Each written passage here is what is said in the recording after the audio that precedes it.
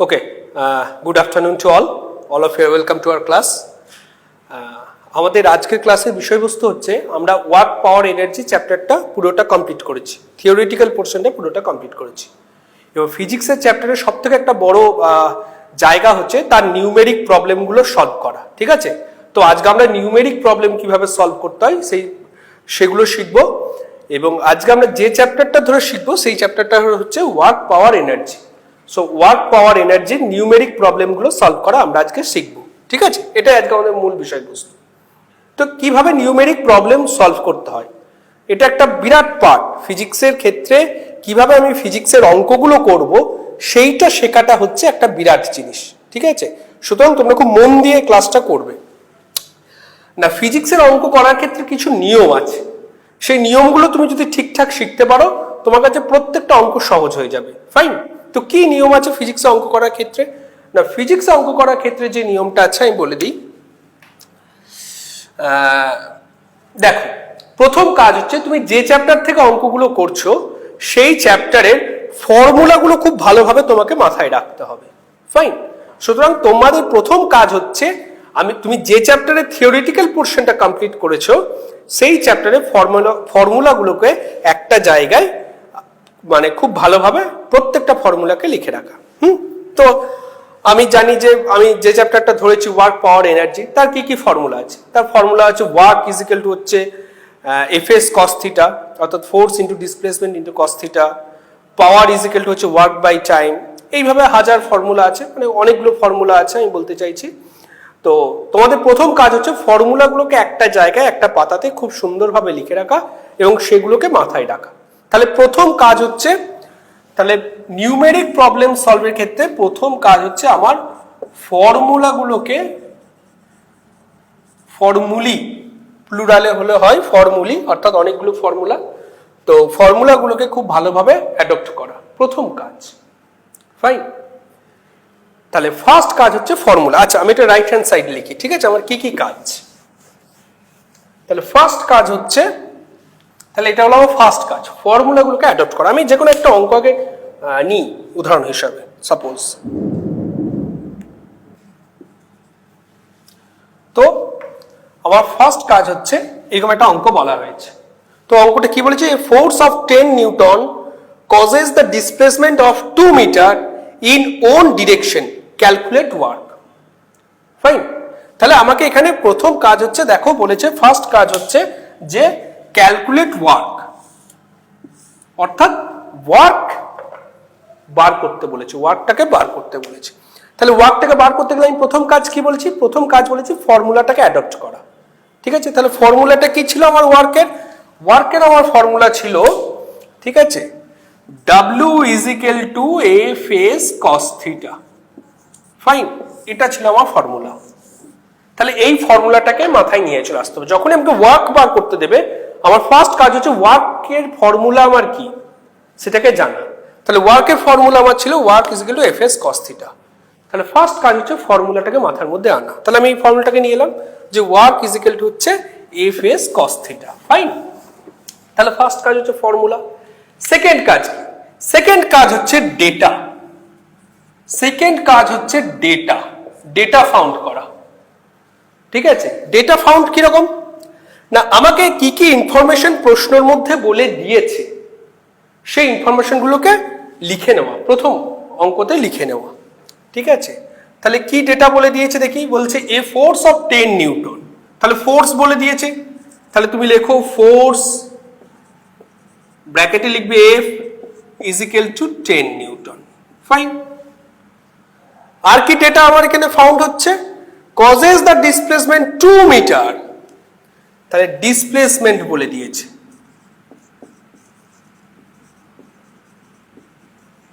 Displacement কত? আমি S দিয়ে লিখছি ব্র্যাকেটে 2 মিটার। আর কি বলেছে খুব ভালো করে পড়ো, in own direction. Own direction মানে নিজের দিকে, অর্থাৎ সেম ডিরেকশন। কারা সেম ডিরেকশন? ফোর্স এবং তার ডিসপ্লেসমেন্ট, এই দুটোই হচ্ছে সেম ডিরেকশন। মানে আমি বলতে চাইছি যদি ফোর্স এই ডিরেকশনে হয় তাহলে ডিসপ্লেসমেন্টও এই ডিরেকশনেই হবে। এই যে ইন ওন ডিরেকশন, এই ওন ডিরেকশন মানে হচ্ছে তাদের মাঝের অ্যাঙ্গেলটা জিরো। কেন কি? কারণ এটা যদি ফোর্স হয় তো এই একই ডিরেকশনে ডিসপ্লেসমেন্ট ঘটেছে, এর উপরেই ডিসপ্লেসমেন্ট ঘটেছে, তাহলে ফোর্স আর ডিসপ্লেসমেন্টের মাঝের অ্যাঙ্গেলটা জিরো, তাই তো? ফোর্সের উপরেই ডিসপ্লেসমেন্ট দাঁড়িয়েছে, মাঝে কোনো অ্যাঙ্গেল ক্রিয়েট করছে কি? করছে না। যদি ব্যাপারটা এরকম হতো, এইদিকে ফোর্স ঘটছে, এইদিকে ডিসপ্লেসমেন্ট ঘটছে, তাহলে মাঝের একটা অ্যাঙ্গেল থাকতো থিটা, কিন্তু ফোর্স যেদিকে ঘটেছে তার উপরেই ডিসপ্লেসমেন্ট ঘটছে, সুতরাং মাঝের অ্যাঙ্গেলটা জিরো। হ্যাঁ, সুতরাং আমি যদি বলতে চাই যে ফোর্স এবং ডিসপ্লেসমেন্ট এই দুটো সেম ডিরেকশনে ঘটেছে, একই ডিরেকশনে ঘটেছে, তাহলে সবসময় জানবে যে মাঝের অ্যাঙ্গেল জিরো। ফাইন, এটা ভালো করে মাথায় রাখবে, কারণ এটা ফোর্স আর এর ওপরে ডিসপ্লেসমেন্ট হচ্ছে, তাহলে মাঝে কোনো অ্যাঙ্গেলই ক্রিয়েট করছে না। ঠিক আছে? যদি এরকম এইদিকে force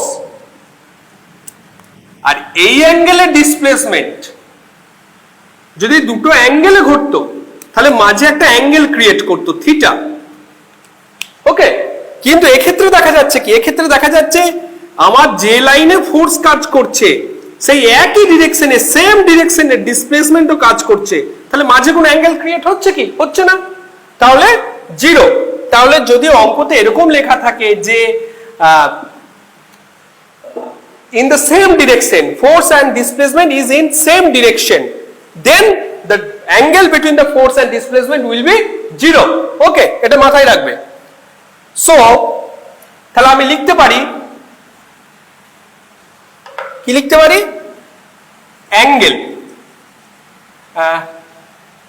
angle between force and displacement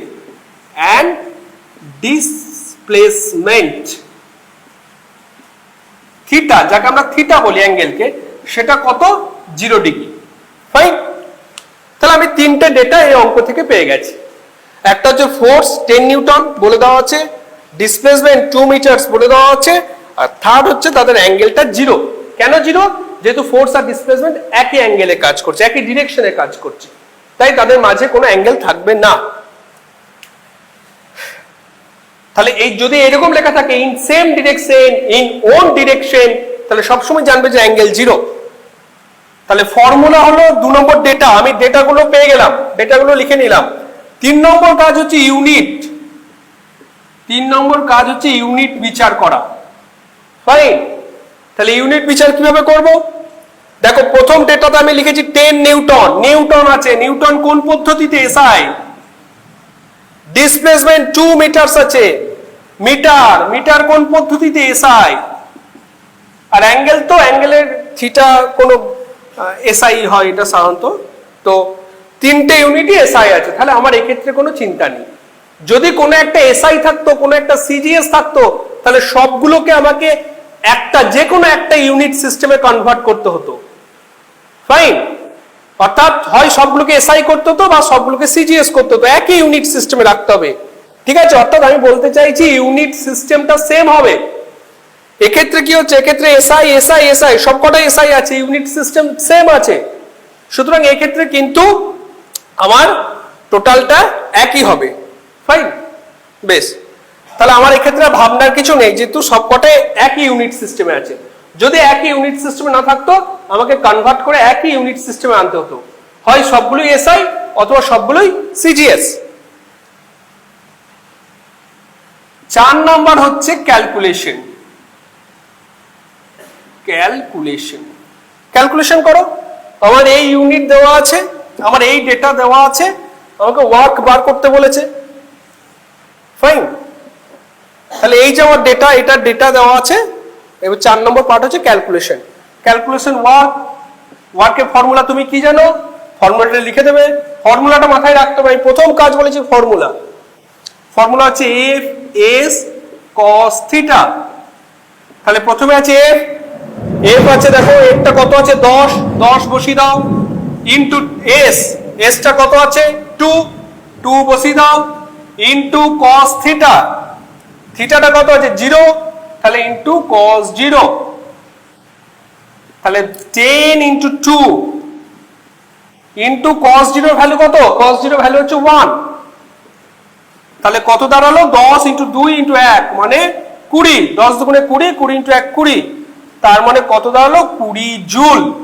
কেন জুল? কারণ আমার ইউনিট গুলো কোন সিস্টেমে ছিল? এসআই সিস্টেমে ছিল, তাহলে ওয়ার্কের ইউনিটটাও এসআই তেই বেরোবে। এসআই তে ওয়ার্কের ইউনিট কি? এসআই তে ওয়ার্কের ইউনিট হচ্ছে জুল। ওকে, তাহলে 20 জুল। ফাইন, কত হলো 20 জুল। তাহলে এইভাবে আমার অঙ্কটা হয়ে গেল, লাস্টে ইউনিট লিখবে যে 20 জুল। ওকে, নেক্সট একটা অঙ্ক দেখি। আচ্ছা, নেক্সট অঙ্ক বলছে how much force is applied on body when work done is 150 joule and displacement 10 meter. ঠিক আছে, তো এরকম একটা অঙ্ক বলছি। তাহলে প্রথম কাজ কি না? প্রথম কাজ হচ্ছে ফর্মুলা। আগে অঙ্কটা পড়ে নাও। বলছে how much force is applied on the body when the work done is 150 joule and displacement এত। তাহলে ফোর্স, ওয়ার্ক, ডিসপ্লেসমেন্ট এগুলো দিয়ে একটা অঙ্ক দিয়েছে। কোন ফর্মুলাটা কাজে লাগবে না? ডেফিনেটলি আমাদের যে ফর্মুলা আছে W is equal to Fs cos theta। অঙ্কটা পড়ে আমরা সেটাই বুঝতে পারছি, এই ফর্মুলাটাই কাজে লাগবে। তাহলে আমি যেটা বলছিলাম যে অঙ্কটা যখন তুমি পড়ছো, how much force is applied on a body when the work done is 150 joule and displacement 10 meter. তাহলে ফোর্স, ওয়ার্ক ডান, ডিসপ্লেসমেন্ট এই টার্মগুলো অঙ্কতে বলে দেওয়া আছে।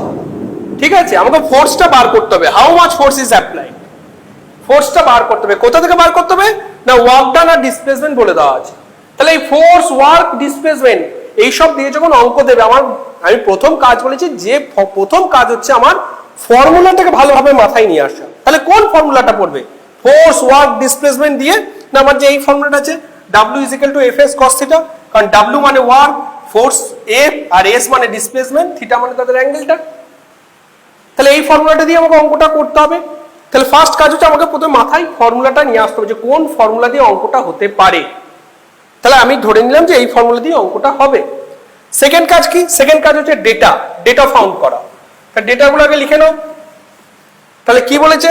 How much force. তাহলে ফোর্স ব্র্যাকেটে F, এটা বার করতে হবে। হাউ মাচ, জিজ্ঞাসা চিহ্ন দেবে। হাউ মাচ কতটা is applied on a body when the work done is 150 joule। তাহলে ওয়ার্ক বলে দিয়েছে W, ওয়ার্ক ডান ব্র্যাকেটে আমি W লিখলাম, কত বলে দিয়েছে 150 জুল। আর নেক্সট কি বলে দিয়েছে? Displacement 10 meter. তাহলে ডিসপ্লেসমেন্ট